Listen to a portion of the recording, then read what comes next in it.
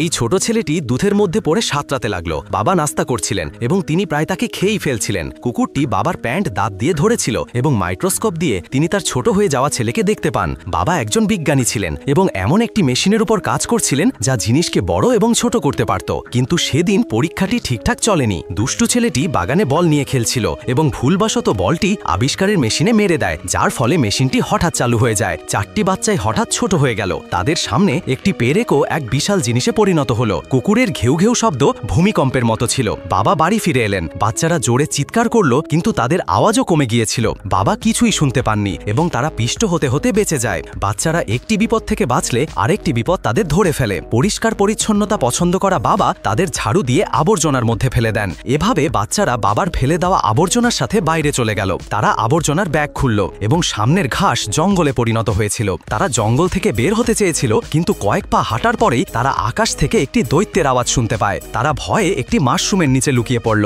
এবং ওপরে তাকিয়ে দেখল সেখানে একটি প্রজাপতি ছিল। নদীর তীরে পৌঁছে তারা পোকামাকড়ের লাশও দেখতে পায়, কিন্তু এটা নদী ছিল না, এটা ছিল তাদের বাড়ির কুকুরের প্রস্রাব।